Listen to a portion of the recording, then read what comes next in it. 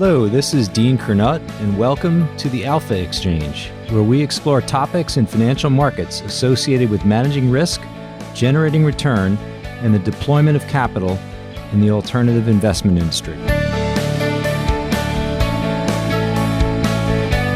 Managing portfolios over the course of 2 decades, Mike Greene has developed a unique framework for assessing risk and opportunity. Trained in his early days to perform equity valuation, Mike came on the scene just as the tech bubble was imploding and the massive discrepancy between growth and value was coming undone. In a great seat to ride the small cap value wave during the post-internet bubble but pre-crisis period, Mike began to appreciate the force of market prices and their impact on behavior, narratives, and how they become entangled in feedback loops. Our conversation is a retrospective on these situations of codependency between profits, psychology, and the economy. In this context, we discuss left and right tail events in valuations, in house price appreciation, and in events of both extreme high and low implied and realized volatility. Mike's insights on market structure bring to life the motivations and market frictions that ultimately give rise to a transaction. Price, in his rendering, is less about valuation and more about the conditions that create a trade. The result can be option prices that clear the market considerably higher than what one would think possible, and Mike references the near 100% bid to implied correlation in 2012 as an example. Today, Mike is Chief Strategist for Logica Capital Advisors, and as usual, has a lot on his mind. We talk a good deal about passive investing, a strategy increasingly embraced as simply a better way. For Mike, passive indexation is plenty active. There's a specific decision being made to buy stocks in proportion to their market caps. At a time when both the S&P and NDX have become substantially top-heavy, investors ought to question the efficacy of such a valuation-agnostic approach. Please enjoy this episode of the Alpha Exchange, my conversation with Mike Greene.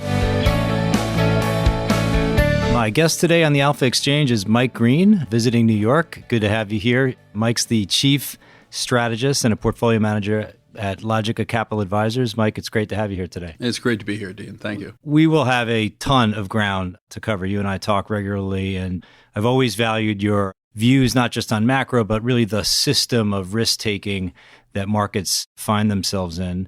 Why don't we rewind a little bit? We'll, over the course of our conversation, we'll cover some of the more epic risk events that you've traded through and the philosophy, I think, that has emerged through managing portfolio risk through those events. How did you get started in finance? What is it that attracted you initially to the business of finance, and how did you get your start? In a somewhat embarrassing framework, I have to give credit to Oliver Stone. In 1987, I was a 17-year-old teenager who knew nothing about stock markets and thought Wall Street, the movie, was absolutely spectacular. Took all the wrong lessons from it, I'm sure. But it really affected my interest in the markets. And to be honest, already had established an interest in it, stayed home from high school in San Francisco to watch the crash of 87 unfold. Strangely had a strong fever on that day. And then went to the East Coast from San Francisco to go to the University of Pennsylvania for undergrad, Wharton School of Business, and then took a complete detour and actually went into management consulting because I really wanted to try to understand how companies were built and how companies were run. That in turn led to me developing a level of expertise in valuation, technology, the idea of how to value a company. And on the back of that, I actually, with a group of buddies out of consulting, we built a software company that ended up being acquired in the 1990s. And that was where I first met my mentor, Mitch Julis, and also Josh Friedman of Canyon Partners. They were our first clients for the software company in the investment management space. They actually encouraged us to link it to the public equity databases for a tool that could be used for valuing public companies as compared to the business units of private companies. And when that business was sold to a firm that ultimately became a part of Credit Suisse, I took that opportunity to transition to the buy side, going to one of our clients, a firm called Moody Aldrich Partners that ran separate accounts up in the Boston area, and made that transition in June of 1999. And so was incredibly fortunate to be sitting in the seat that I was, running small cap value money, as the first major dislocation that I experienced in the markets began to play out, which was obviously the tail end of the dot-com cycle. So that seat was a very interesting one to sit and observe the dynamics of the very end of the dot-com cycle, where you really finally saw the markets bifurcate, right? So until kind of 1999, all markets had broadly risen in the general bull market of the 1990s. And it wasn't until that point, kind of transition from 98 on, that you really began to see the bubble begin to truly unfold. And sitting in that seat on March 10th, 2000 was one of the most interesting experiences of my life because, one, I was too young to fully appreciate what was going on and too inexperienced to fully appreciate what was going on at that point, but was able to actually watch firsthand as that divergence that had occurred where the NASDAQ had largely inflated and small cap value had been under tremendous pressure. In almost a single day, that began to revert. Right? We had a 7% down day on March 10th, 2000 for the NASDAQ. My portfolios were up 6% on that day. And it really laid bare kind of the underlying dynamics of the importance of flows and allocations. Because what was really going on there is that institutional investors had become so overweight technology names that they tried reallocating into the smaller value names and discovered that the next bid for the technology when they tried to sell it, when the first people actually tried to sell the NASDAQ, was down 7%. And the first offer for the small cap value names had become so deeply depressed, home builders trading at half of book value and regional banks trading well below book value, heading into what became the housing bubble, that collapsed in just a matter of months. And so being able to sit there and watch that was an incredible opportunity. So let's really think about that tech bubble and just it's fascinating that you started in the investment industry during this period of valuations we'd never seen before, discrepancies in valuations as well, growth versus value, after you created this software company to do valuation. So it's a fascinating time to start. What lessons do we take away from that period? And Greenspan was super early, and I think it was 1996, he called it irrational exuberance. So we had a good 3 or 4 years left. And relative to when he said it versus how expanded we got was just unbelievable. What do you take away from that period? I think there's a couple of things to take away. And others have said this far more eloquently than I'll ever be able to say it. But the market has this dynamic, or at least is perceived as having this dynamic of a voting machine versus valuation as kind of a weighing machine. And so I think back to where I got started, the process of understanding how to do valuation was something that was trained in that at Wharton. But I'll never forget Finance 203 class with a professor by the name of Gary Gorton, who ultimately was the theoretician behind the pricing of the investment-grade CDS structures at AIG. He was the consultant that advised their financial innovation group, I think it was called. He had assigned a project to value a company, and this was just a simple case study to look at the acquisition of Gulf Oil by Chevron. And the valuation came back, and it was completely different than what I had thought. It was completely different. And there were two things that he said. One is you need to always understand that what somebody else is looking at in terms of valuation may not be the same thing you're looking at. So in this case, Chevron was looking at the ability to strip out all of the development costs from Gulf. They were simply buying them from the reserves. And so the cost structure in an acquired entity was radically different. And the second thing he said was, and to be honest, Mike, valuation is just fuzzy. Sometimes numbers are just fuzzy. And it opened me up to this idea that you could see this disconnect. And that was just really reinforced in that time period, that you were playing a different game. You were the variant of the Keynesian beauty contest. How much was somebody else willing to pay for something?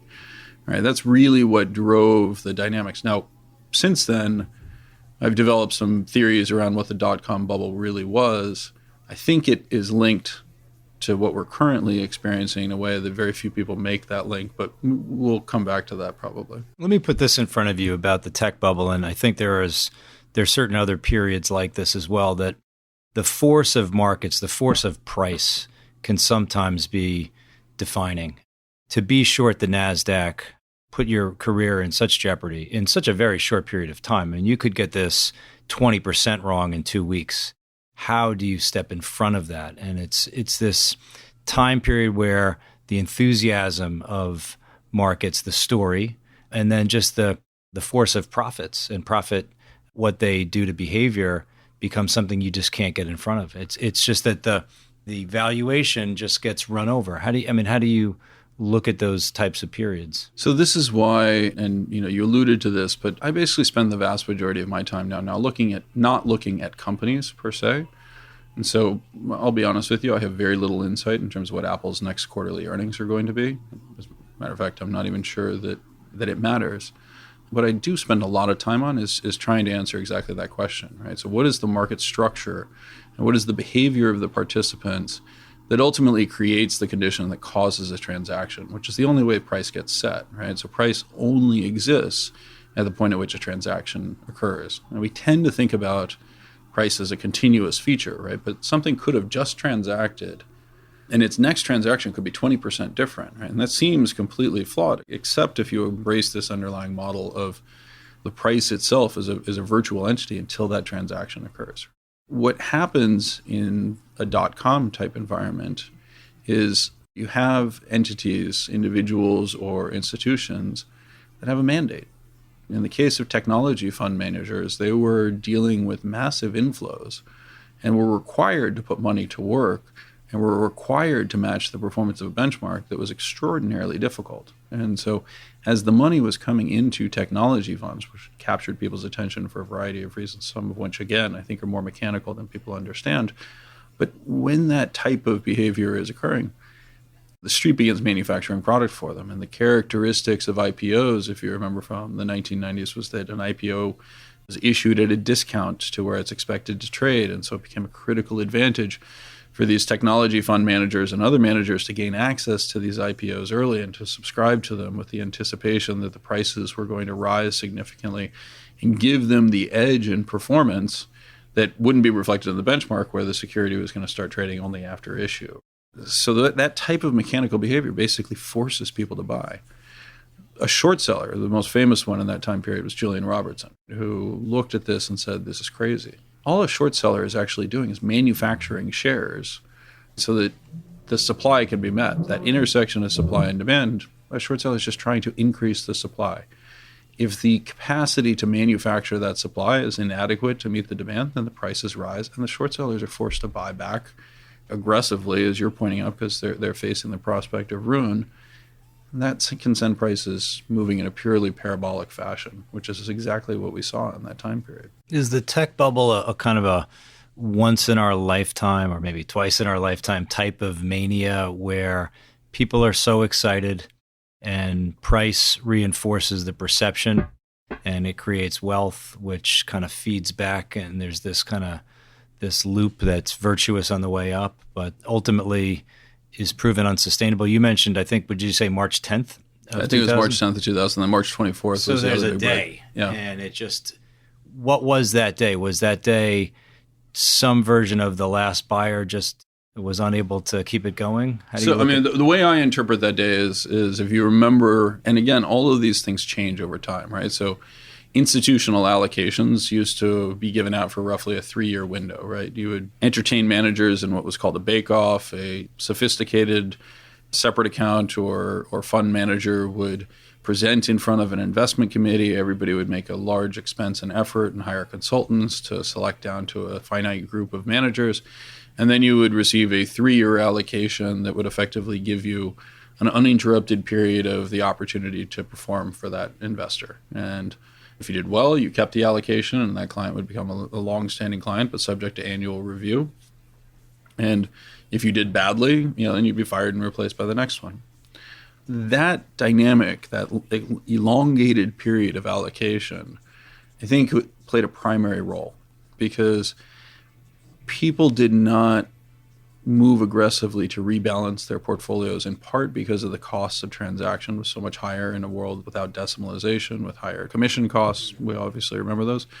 And also the selection process of a manager, right? ETFs hadn't really come out, so the liquidity wasn't there. The ability to reweight the portfolio on a continuous basis, handing that over to a machine, was not something that was really widely accepted. And so as that money stayed in the technology space, I don't think it's a coincidence that the vast majority of institutions would typically have their annual investment meetings in February and then choose to execute reallocations in March. And so I really actually think that what happened was that there was a supply increase. Effectively, portfolios, they tried to rebalance them, increasing their allocation to small value or to emerging markets or others that had suffered over that time period, and sell some of the technology. And it changed the dynamics of the supply-demand equation. The growth versus value differential at that time period It was reached extremes, yeah. Yeah, kind of in a similar way as reaching some extreme levels now.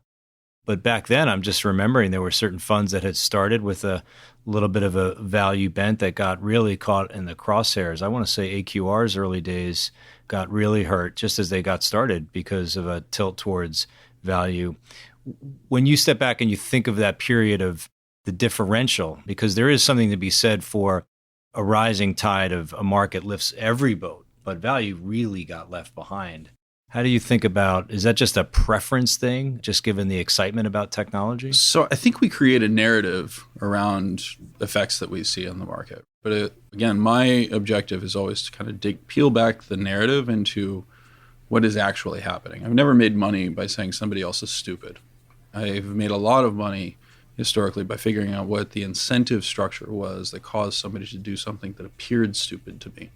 You know, what I describe happening in the dot-com bubble and the cycle that led up to it, which, as you point out, Greenspan identified as early as 1996, I actually really think that is the same bubble that we're seeing today, which was the early impact of passive investment. And passive strategies that are market cap weighted, by their very nature, have a momentum tilt to them. How does something become large? Well, it goes up in price. How does something get a large weight in a momentum or a market cap weighted index? It goes up in price. As it goes up in price, it becomes more attractive to somebody who is buying on the basis of a market cap weighted construction, even if it is becoming less attractive to somebody who's choosing to buy it on an expected future return basis, where the fundamentals aren't meaningfully affected by the actual price performance of the stock. The interesting thing about a bubble like the dot-com cycle is that the performance of the stocks actually had an impact on the fundamentals. Because a company would go public, it would mean that they had funds that could be used to buy Cisco networking, which caused Cisco networking results to improve, which in turn justified why people would want to invest in Cisco. And in turn, investing in those technology funds that were overweight Cisco and had therefore benefited from that performance encouraged additional IPOs, which allowed people to buy Cisco equipment. There's actually a fairly well-documented body of research that highlights this dynamic of positive bubbles, right? Bubbles that cause a capital spending cycle and encouraged and accelerated the development of the U.S. telecommunications infrastructure. And that's all absolutely true, but the actual fundamental that drove that was not that the performance was better.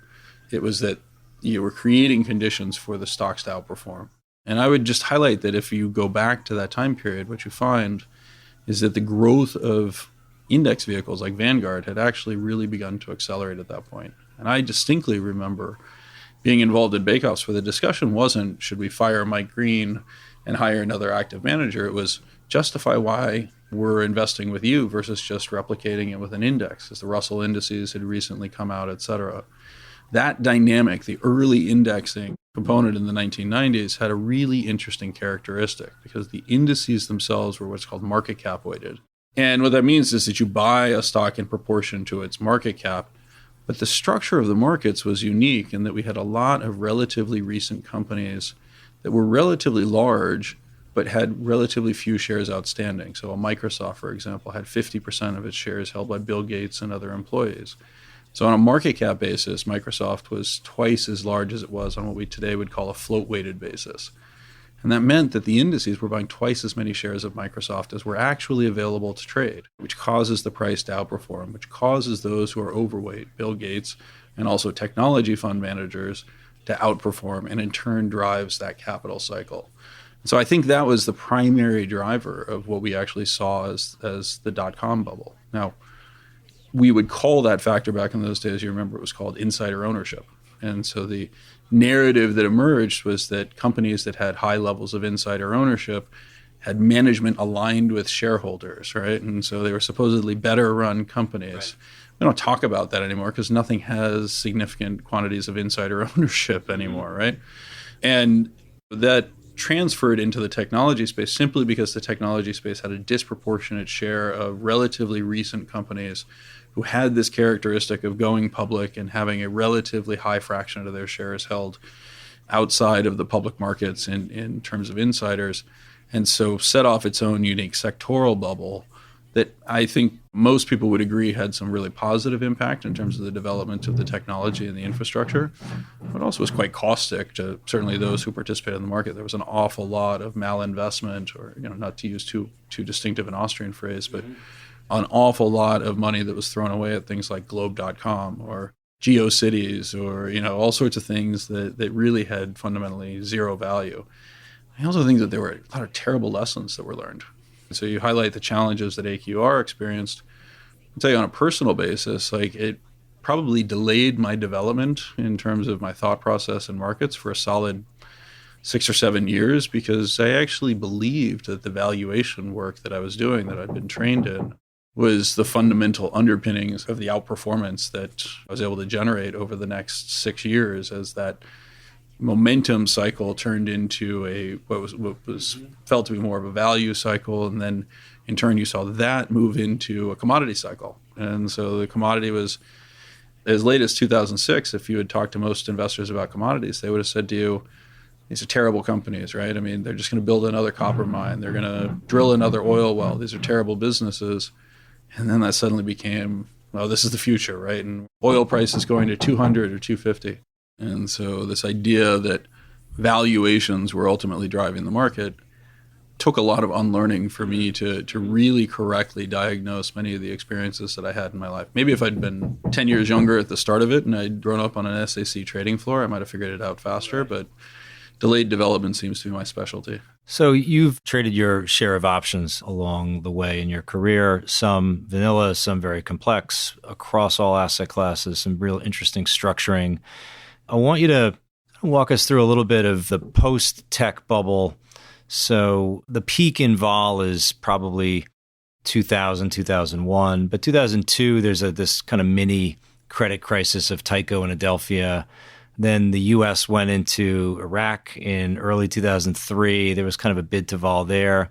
And then the quiet period starts, 04, 05, 06. So walk us through what was on your mind during that period. It was a good time for the country in terms of at least some of the nominal stats about wealth creation, expanded home ownership. And of course, in hindsight, we realized there was a massive leverage bubble building up. What was that like? We had some pretty skinny option prices, very low credit spreads. What does someone like you do during that period? Well, fortunately, I was somewhat shielded from it. So as I described, I managed to sidestep the tech bubble, stepped into really one of the few spaces that had real opportunity. And so the performance of the funds that I participated in was very strong from 2000 through 2003. That attracted the attention of mutual funds here in New York. Came down and worked for Chuck Royce at Royce & Associates. Chuck is just a legendary investor. He and Whitney George, who was the chief operating officer at that point, ran things like the Royce Low Priced Fund, were true mentors and gave me an incredible opportunity to learn the process of stock picking. I'd still say that Chuck Royce is almost unparalleled in that area. But that in turn exposed me to kind of the first understandings of how you could develop a bubble in value.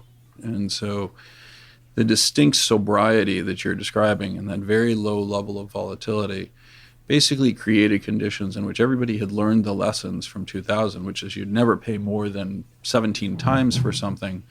But in turn, people began to use leverage statistics, right? And so it became dynamics of, I'm going to be a value investor because I'm selling something in an industry at 9 times EV to EBITDA and buying something at 7 times EV to EBITDA. So the long-short community exploded in that time period.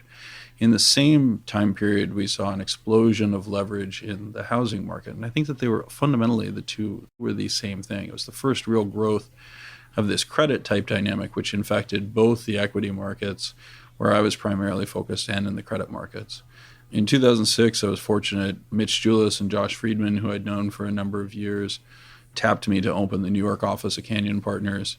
And I joined them in part to help them manage the equity exposure, which had grown as the opportunities in credit had diminished, but in part because they gave me the opportunity to trade cross-asset class. And so in early 2006, I actually spoke at a Lehman Brothers small cap conference, which I always love thinking about, that it was Lehman Brothers and it was small cap value, and gave a speech basically echoing what Greenspan had talked about in 96 on the bubble in small cap value.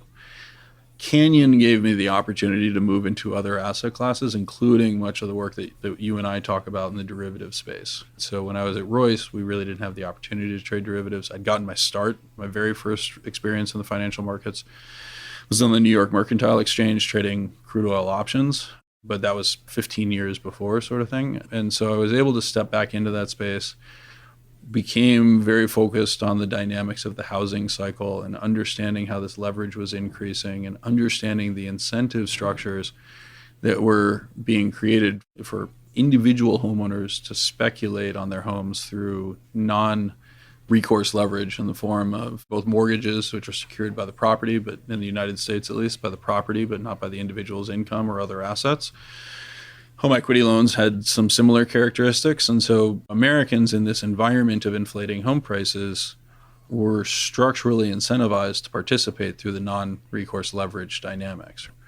On the other side of that, you had an incredible growth in demand for fixed income securities, similar to what we discussed with the dot-com cycle where IPOs were manufactured, except this time what we were manufacturing was fixed income financial products to satisfy the overwhelming demand for these products from an aging global population, whether it was European investors who were primary participants or Asian investors who were growing participants, or even Americans who somewhere around 2005 began to structurally shift from buying equities to buying bonds. There's just this incredible demand for product. And when there's a demand for something, Wall Street is spectacular at manufacturing it. My first exposure to what became the housing trade was through watching the characteristics of household income versus home price type dynamics and understanding how that was changing and trying to dig back into it. And again, still kind of captured by this idea of valuation.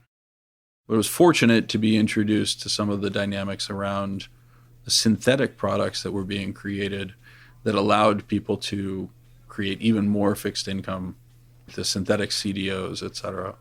And so again, I was just incredibly fortunate that Canyon was in the right place in the right time and was able to participate in the ABX trade that became what's known as the Big Short. And a great example of narrative, right? The story that we're all told about the housing bubble is this, that the bursting of that bubble was caused by interest rates going higher, right? We are all familiar with the movie The Big Short and say, well, when interest rates go up, you're never going to be able to pay back your mortgage. Well, interest rates didn't go up. And we saw that process of them marching higher, but that didn't meaningfully affect the mortgages because of the structure of the underlying market. What really drove it was just this need to manufacture product created the conditions for outright fraud in mortgage applications. And as those products were embedded in these structured products, the RMBS or the CMBS on the commercial side, we began to experience what are called first payment defaults.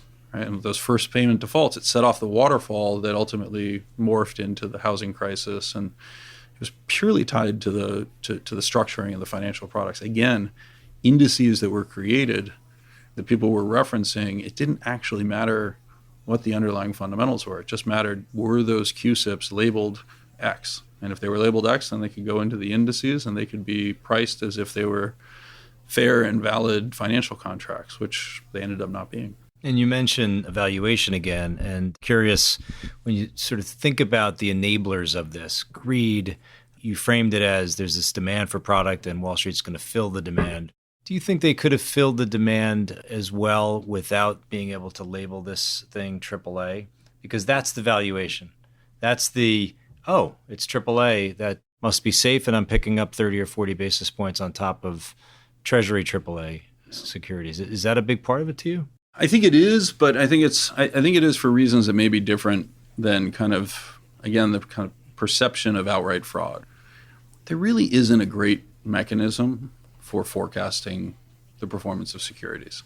Again, prices are set by where transactions occur, and most, as you know, most exotic derivatives don't have a formal model beneath them. They actually will have a model that's used for risk modeling characteristics, but they're almost inevitably priced to where transactions are occurring.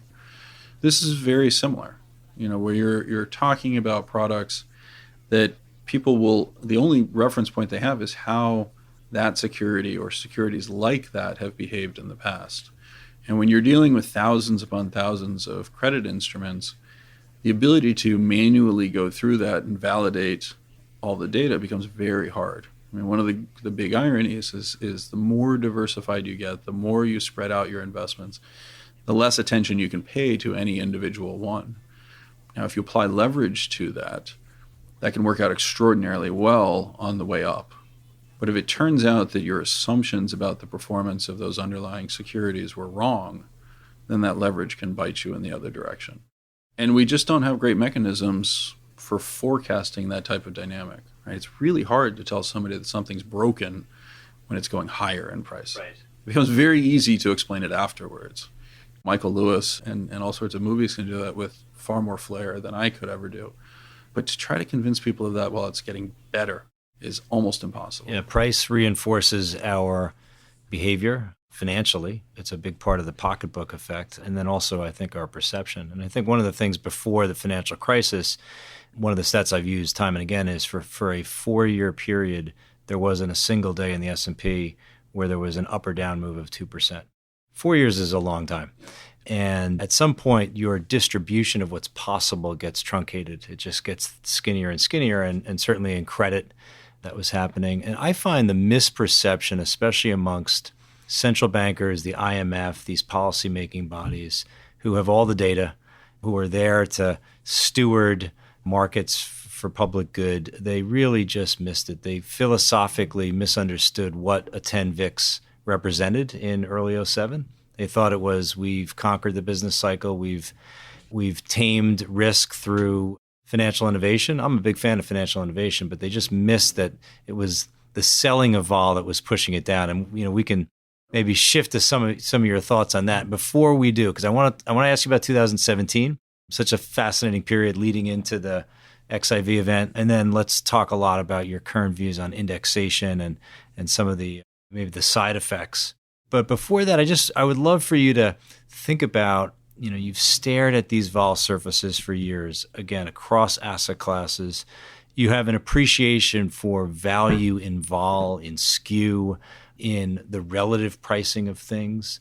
When you think through the period that you've been looking after derivative prices, what are the times where a price really stood out to you and said, boy, I'm looking at that price and I know it's there and it's the market price, it's where it cleared, but it's really hard for me to believe it. It's either so high or so low. What are those periods like for you, that whether it was a correlation perhaps that just was strikingly low or high? As you point out, I've had the good fortune of seeing them certainly shorten my life expectancy, but I've seen them in both directions. Periods that stick out to an extraordinary degree. The initial shot to vol in the aftermath of the failure of TARP, in the initial passage of TARP in November of 2008, is a time period where we all were watching markets fall 10% in a single day, reverse in the next couple of days in a manner that felt so chaotic that ultimately we really just had no idea what was going on. Some of the smartest players in the market, people that are far smarter than I, certainly in terms of the implementation of trading strategies, looked at the environment in the summer of 2008 and basically came to the right conclusion. The vol levels had risen to the point that the surface itself, so ultimately the way to think about a vol surface is it's the market's ability to imply probabilities to particular outcomes. When vol rises to that level, the market's basically throwing up its hands and saying, I have no ability to price. And at that point, you have to basically step in and say, I have some fundamental belief of what's driving this. In the aftermath of the events of 2008, the vol surface that stuck out at me most were in two fronts. One was the demand for longer dated volatility. So if you had looked at a 5 or a 10-year variance contract in the aftermath of the global financial crisis, those remained elevated at such extraordinary levels, implied levels of volatility for a 5-year variance contract or a 10-year variance contract at levels that implied 35 plus vols. I remember transacting in a 10-year variance swap at 47. That basically means that every day for the next 10 years, the market was expecting it to behave as if it was the 3 days after 9/11. If that's really the outcome, if that's really the way the world is going to play out, then there is no point in investing. Right? So that feels very wrong. And again, identifying the structural characteristics that created those sorts of conditions, which were a direct byproduct of the regulatory environment that first had hit the variable annuity industry in late 2006 and led to the Warren Buffett trades where he sold 10-year, 15-year puts across various indices. And then the aftermath of the Dodd-Frank and Volcker legislation that restricted the street from being able to hold that type of risk had created those conditions and allowed extraordinarily profitable short vol positions to be initiated over that time period. Other periods that were extraordinary in that framework, I mean, you and I both know the period of greater than 100% implied correlation around the flash crash in 2012, which sounds completely absurd until you work through the math that that's what has to be implied given the level of single stock vol that had happened. And then on the other side, I would actually highlight the dynamics of 2017, where implied correlation in particular, forget the dynamics of the actual VIX itself, the real collapse had happened in the implied correlation. Effectively, the markets were pricing as if there was no underlying correlation to the components of the S&P 500 and the VIX contracts. That set up the conditions for what's colloquially known as Volmageddon on February 5th, 2018. When you look at 2017, we've talked about this. Your feedback would be excellent here, and I know you've done this at some conferences as well. It was not just low vol, it was so exceptionally low on a realized basis, 6%. I mean, I think the last month of December of 2017 was about 3.5% realized. There were days of that, right? But the inflation, basically the markets moved so much that the monthly vol, the realized level of monthly vol was far in excess of the daily realized volatility, right? Because it just kept going in the same direction, but it was moving very little on an individual day basis, but it accumulated into a fairly significant move. Do you think the Volmageddon happens if the XIV is simply not managing so many assets? In other words, if the XIV exists, too large, yeah. Exactly. That was a situation in which I was involved, as you know. And I very publicly got into an argument with the founder of XIV. I think that it contributed. I think the size of XIV and related strategies had grown to a point that the analysis I was doing as I constructed my trades around that event, I actually was referencing back, and I literally went back and read Paul Tudor Jones' letters to investors as he was predicting the crash of 87. Most people are familiar with that dynamic from the documentary Trader that Paul has assiduously tried to keep out of the markets, where he's there mapping with Peter Borsch, the day-by-day comparisons to 1929. His letters reveal something very different, which is he was extremely focused on market structure. Right? He was very focused on the nascent liquidity of the futures markets and the evolution of this thing called portfolio insurance, and how under certain conditions that had a reasonably high probability of occurring, that the demand for the liquidity from the futures market was going to overwhelm the available supply. That's what really the Volmageddon event was about. The systematic mechanism in which XIV at the size of about $2.5 billion and a related product SVXY, which I think is about $1.5 billion, the size that those had gotten to required them to transact in a size that was basically 3x what would have been available on the futures market. The irony and the reason why XIV didn't actually go to zero and SVXY didn't go to zero was because they couldn't actually buy enough volatility to offset the positions that were available. That liquidity failed to emerge, and as a result, when vol collapsed in the following day or in the aftermath of the event, they didn't bear the extraordinary cost of being fully hedged on that. They should have gone to zero. They went to, one was suspended and never traded again, but redeemed, I believe, at 650, and the other one fell to 8 as compared to going to zero. So if vol events are about, one, I think the market is confronted with something that it misunderstood. I always use housing prices as a good example. They don't go up forever. In the sovereign crisis, we learned, a developed market sovereign can default, right? We didn't maybe think that before. So it's the shattering of something that's widely believed, new news of some kind. Yep. And then, of course, it's about positioning and the ability to bear the risk. Whose hands is the short vol in? If it's a pension fund that's never going to look at the position and just hold it to expiry no matter what, that's a little different than a hedge fund that's reporting on a monthly basis and has got a lot of mark-to-market sensitivity to it. XIV is essentially a one-day stop-out trade, so it's a very concentrated version of that. When you look at the world now, and maybe this is how we can pivot to some of your very interesting views on market structure these days, when you step back and look at the types of things that can create a violent move. Now, we can't handicap new news, geopolitical events. Let's push that aside. No one has a real good understanding. But when you think about market structure and where vol is warehoused or where positions are warehoused, take us through some of your kind of current thinking. Well, I'm going to butcher the Mark Twain quote. It's not what we don't know that doesn't hurt us. It's what we know for sure that just ain't so. Love it. Right? And points, just like little wrinkles that I would toss in the European sovereign debt crisis, right? Well, Greece is not a sovereign. And it sounds offensive, and I'm sure there's lots of Greek people that are going to call in and say, it's a terrible thing to do and write that on the blog post. But the reality is that Greece owed money in a foreign currency. Right? It owed it in a euro that it couldn't print. And in order to be an actual sovereign as compared to the state of California or the state of Delaware, right? The state of Greece, had far more in common with those municipal credits that actually owed something that they could only obtain by taxing their residents. And their inability or unwillingness, to be somewhat fair, to raise taxes to the point to allow them to repay was a function of their inability to print, right? So they weren't really sovereigns, but we treated them as if they were. We believed they were. And so when they default, we talk about that as, well, we've never seen a sovereign default. We still haven't seen a sovereign default. There's one, Russia did, but that was, because it had a drunk for a leader. The characteristics of housing prices going up forever. Well, housing prices have by and large recovered, right? And they have continued to rise, and we've continued to see high levels of unaffordability that historically would have led to our conclusion that this was unsustainable.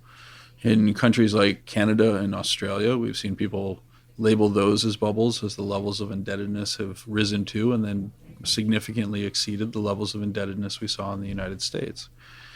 You always have to be very careful in terms of saying, housing prices don't go up forever, because in nominal terms, they certainly can. It becomes a dynamic of, can you service the underlying debt? And there are other exigent factors. To me, the thing that everybody knows that just ain't so is the idea that passive investing is functionally free, that it is a structure in the market that allows people to participate but not influence. And the theory behind, the actual underlying thought process behind passive investing, the thought experiments that Bill Sharp outlined in his 1991 Arithmetic of Active Management, characterize passive investors as those who hold but never transact. And a member of AQR, a guy by the name of Lasse Peterson, wrote a piece, I believe it was 2 or 3 years ago, called Sharpening the Arithmetic on Active Management, where he highlighted that if they have to transact, whether it's because of index rebalancing, he didn't identify this, I've added this afterwards, if they need to transact because they have new flows coming in, then they're unquestionably influencing the market. And that takes you back to a realization of the impact that the index investing had in the 1990s, where indexing 1.0 before the restructuring of the equity indices to be float weighted as compared to market value weighted was able to have this perverse effect of stimulating the dot-com bubble in my analysis. Same underlying component, we called it ratings arbitrage. That was just another way of saying something was in the AAA index, something was in the BBB index, et cetera. And that encouraged flows in there, with the idea being that you weren't influencing the underlying construction. You weren't influencing the underlying market. The availability of mortgage credit on a non-recourse basis dramatically stimulated people's willingness to pay more for housing prices. Today, I would say that what we're seeing is an explosion of people who no longer have any reason to believe that they should be thinking about what they're doing with their investments, because they presume that their passive exposure, whether it's through an S&P index fund or Vanguard total market index or any other implementation, not to pick on Vanguard or anybody else or S&P, is a passive allocation. They're all active allocations, and they're all influencing the market. And that dynamic that exists in the market of taking money away from active managers for whom the world's smallest violin is playing in terms of the travails that the industry is facing, but that money being taken away from those managers and flowing to thoughtless indices that run on the world's simplest algorithms, right? Did you give me cash? If so, then buy, is, in my opinion, the primary driver of much of what we're seeing. And if you were to step back and think about the degree to which it's happening, because this trend has been in place for a while, but we've certainly see some of the statistics on capital in passive versus active, We know that the S&P is especially top-heavy right now. The NASDAQ is unbelievably top-heavy. I think the top 5 stocks are almost 40%. Give us a sense from a numbers standpoint how big this has gotten. And is it ripe to just continue in your estimation? The quick answer is it's unknowable, right? Because it's in the future. The structural environment, the framework that has been created for the perpetuation of money flowing into passive vehicles has been extraordinary. So you mentioned 2017. 2017 was a really interesting year because January 1st, 2017 basically kicked off the implementation of what was called Phase 1 of the Department of Labor's Fiduciary Rule. This was a rule that was put in place in April of 2016, was formally implemented in January of 2017. And what it did was it established the requirement that any product that was offered by a company to deal with the retirement of its workers, a 401k, a 403b, a 529 plan if you're saving for college, et cetera, basically had to be invested in low-cost index funds, or the sponsor, the company offering that product, could become liable for the excess fees and underperformance of the products that were offered, effectively putting the liability on the corporation to guarantee a level of relative performance. Corporations aren't in that business, and it's just not their job. And so faced with a liability, they'd much rather switch to passive investing, particularly because it has this great PR dynamic, right? It's passive. It's not affecting anything. As that began to occur, that's just a huge slug of liquidity that comes into the market. You're replacing managers that hold cash with managers that don't hold cash. That drives liquidity. You're replacing managers that care about future expected value and therefore have a degree of hesitancy to their behavior, both on the buy side and on the sell side, with managers that have zero hesitancy. And so the characteristics that we saw in 2017 with this inflating market with this very high Sharpe ratio, to me, is somewhat of a natural byproduct of those rules going into place and basically forcing a continuous flow of biweekly, a portion of biweekly paychecks that we construct a narrative. We call it buy the dip mentality. Well, they weren't buying dips because there were no significant dips, right? It was just if you got a paycheck, then buy. So when you think about where we are in passive, and you think about the risks that come from, ultimately, I think the way you framed it is quite effective, which is the passive is not as passive as you might think. It's actually, there's a decision there, and the decision making of doing more passive is influencing an outcome.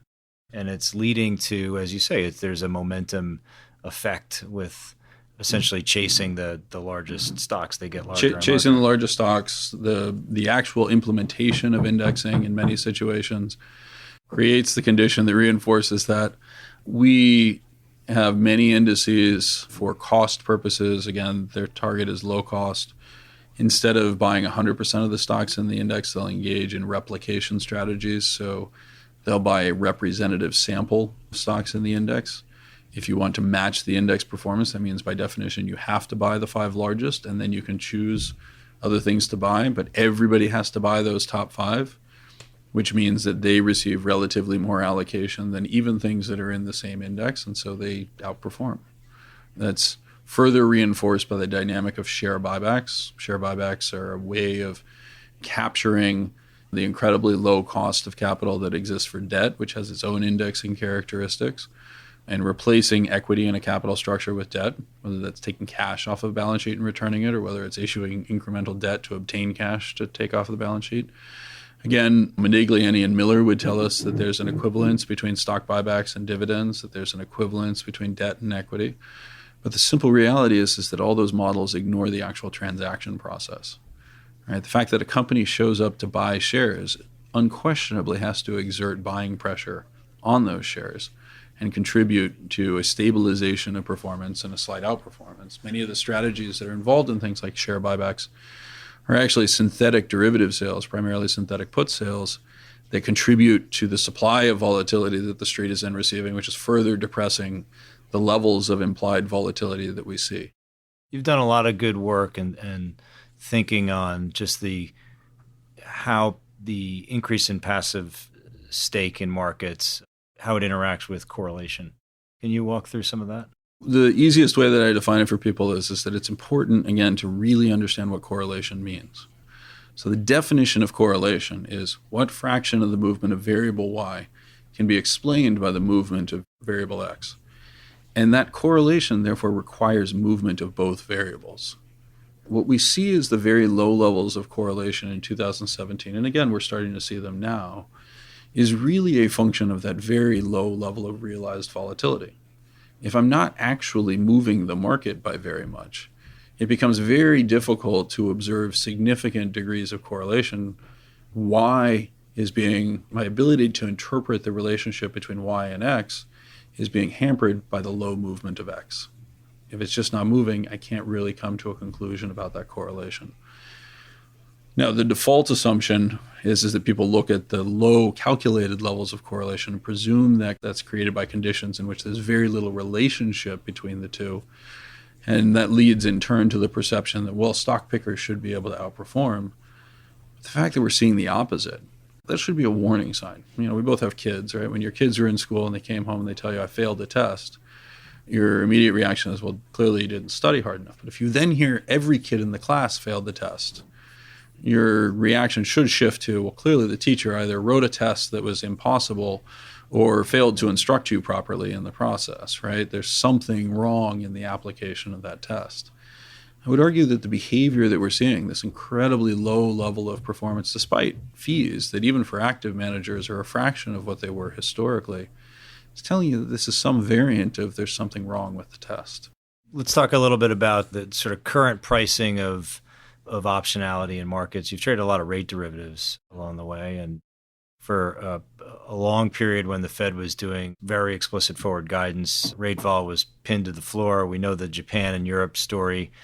Maybe those option prices will never emerge from close to zero. The U.S. had a little bit of rate volatility into early 2019, but now we've kind of come back to low levels again. How should we think about what that says about expectations and sort of the ecosystem in terms of how the prices are set in rate option markets? Volatility is one of these interesting things when we talk about rate vol or we talk about equity volatility or commodity volatility, et cetera. There's a presumption, again, that it reflects the underlying behavior, but all of the numbers that we're talking about are both realized and implied. And the implied is set by a transaction price. The low levels of interest rate around the world have created this incredible incentive for people to engage in yield enhancement strategies. And the only really effective way to enhance a yield is by taking on risk by selling volatility. I will get a higher return if I own an underlying treasury and bet that that treasury is not going to rise significantly in price. Or rise significantly in yield, right? Now I'm carrying actually a double-edged sword where I've levered my position in that treasury. I could also just buy two treasuries, but that's taken away by the flatness of the curve, the ability to finance those types of dynamics. And so people turn to strategies like rate selling when they're looking to enhance those yields in a situation in which it becomes difficult to add additional leverage to it, right? They're taking theoretical leverage by selling insurance, but that doesn't necessarily show up as an immediate doubling of the position in the rates or the commodities or the equities. Is rate vol, in your estimation, consistently a good deal in terms of owning or being short? And how would you sort of set it against something like equity vol, where that vol risk premium is pretty persistent? We know it could go away in a hurry and you could wind up on the wrong side of it, a la early 2018. Talk to us just a little bit about the vol risk premium. First, I'm far from the world's expert on this stuff. I can only speak to my experience. I think rate vol, and I disagree with some of my close friends on this who have very different views, but I think rate vol, people tend to forget that particularly for true sovereigns like the United States, the European Union in aggregate, Great Britain, Canada, Australia, rate vol is actually a policy choice. So if the Federal Reserve were to decide that they wanted to keep interest rates perfectly flat in perpetuity, and we were to actually believe them, then the correct price for rate vol is zero. And that's a policy choice. Our degree of uncertainty about their ability to actually effectuate that, because that could potentially be a catastrophic strategy that leads to fantastic currency appreciation or fantastic currency depreciation, which is the residual component there. That is fundamentally what sits at the center of our rate vol calculations. And so when we think about that rate vol and that forward rate vol in particular, I would suggest that we're basically making observations about the ability of central bankers to maintain their policy rates. They've demonstrated remarkable commitment to doing that, and the market has also shown its ability to discipline central bankers. 2018, obviously, with the Federal Reserve is a good example of that, and react almost as negative bond vigilantes, right? Don't you dare give me an interest rate higher than XYZ. So that has created conditions in which the level of volatility of the rates themselves is likely very, very low. It's hard for me to see how that reverses without currency vol, which is the other side of that equation, beginning to explode. And so I find currency vol far more interesting than rate volatility, even if it's priced at a slight premium, which I would argue it's actually not. If I look at the forward markets for developed market currencies, forward rate vol in yen, to a lesser extent euro, certainly against Chinese yuan, the Australian dollar, like all of these are pricing near record low levels. I think that's going to probably be a point of contention in the next couple of years. On the equity vol side, I think the structural dynamics of rising passive investing is creating a fundamental rising trend of correlation. And so while it's very unpopular to point to the equity markets as potentially a leading character in this, I actually think that the equity volatility, and we've seen this with the rise in volatility on a structural basis, the VIX hasn't come anywhere close to matching the 2017 levels, even as the implied levels have actually, on many cases, the realized levels, have returned to, for brief periods of time, levels that are very similar to what we saw in 2017. The implieds have come nowhere close, and we actually seem to be setting a pattern of rising implied volatility, which in my mind is a function of this rising underlying correlation. There's an interesting trend going on right now in tech, and probably Tesla is the biggest example, but the stock is gone up a tad, and the vol is climbing with it in a hurry. It's a very interesting dynamic. If you look at triple Qs, the performance of the index is outstanding. The vol is flat to up from a couple of months ago, and the realized vol has done nothing but go down. And there might be some signal there. The markets are becoming more speculative, and that at some point someone says, look, I do want to stay long, but it makes sense for me to buy this insurance contract via a call or a put because I just don't know. Well, I mean, you're familiar with these mechanics, but I think one of the big events that led into, again, the Volmageddon dynamic, and I think it was a child of many fathers sort of phenomenon, strategies that had proven to be historically very profitable, things like a 1x3 call overwriting strategy, had artificially inflated the supply of out-of-the-money calls, and I think that had contributed to the very low levels of the VIX that we observed in 2017. The blow-up of funds like Catalyst, who was a noted 1x3 overwriter, or Harvest in the fourth quarter of 2018, who was a significant seller of Condor-type strategies. That supply of volatility, I would argue, has been reduced. And so people are much less willing to purely entertain the idea that the upside is bounded, right? Again, the market kind of lives in this world where it looks at valuations and says, that can't be sustainable, right? The upside has got to be limited. My work on passive would suggest that that's probably not true, but it really depends on the flows. So I think that has probably been a significant contributor to it in terms of this rising dynamic. To your point in this specific example, that type of fragility, that ability for the market to rise significantly, it becomes very hard to sell a call on the NASDAQ when you watch the world's largest companies rise 30, 40, 50% over a short period of time. Tesla, in my analysis, is part of that, but again, it goes back to the underlying character of who's owning it, who's buying, and who's selling. So the story I would tell on Tesla, which I am completely ambivalent on in terms of the actual performance of the stock, think the fundamentals are terrible, think the leadership is absurd, but the actual stock itself had some really interesting characteristics, because if you look back at who owns this stock, over the last 18 months, basically culminating in September of 2019, you had some active players, T. Rowe Price and Fidelity and its discretionary funds, active manager funds, that had been sizable sellers. They sold 36 million shares over that time period. On the other side of that, you had buyers like the Kingdom of Saudi Arabia, who basically bought in and are full holders with very little sensitivity to price. You had players like Cathie Wood at ARK Investments, who's responded to the increase in price by taking up her price target. That's just a way of saying I'll never sell. Baillie Gifford, I would argue, is somewhat similar. And underneath all of that, you had Vanguard and BlackRock becoming larger and larger shareholders and accumulating shares on a continuous basis. Once T. Rowe and Fidelity had basically exhausted their capacity to sell the shares, that was further enhanced by short sellers seeing that underperformance created by those 36 million shares that were being sold by those two players.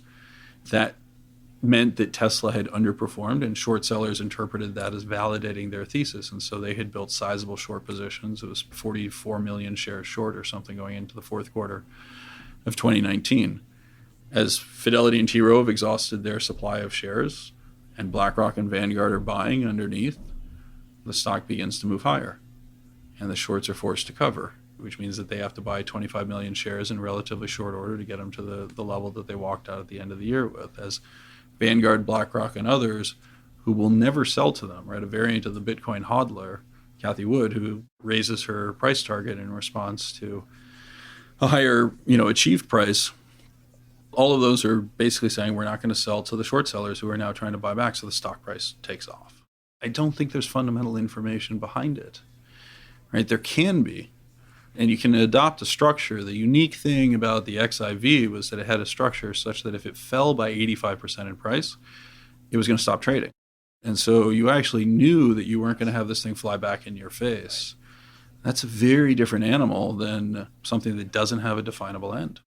Yeah, Tesla's a fascinating one. You don't see many $100 billion market cap companies with volatilities in the 60s, 70s, and the short dated vol is 100. Yeah, I mean, the pushback to that is I would say Bitcoin, right, with a $300 billion valuation exhibited exactly those characteristics, and I would argue for exactly the same reasons. Yes, exactly. Well, Mike, this has been a great conversation. Appreciate you taking the time. It was great to catch up. It was fantastic. Thank you very much, Steve. Thanks. You've been listening to the Alpha Exchange. If you've enjoyed the show, please do tell a friend. And before we leave, I wanted to invite you to drop us some feedback, as we aim to utilize these conversations to contribute to the investment community's understanding of risk. Your input is valuable and provides direction on where we should focus. Please email us at feedback@alphaexchangepodcast.com.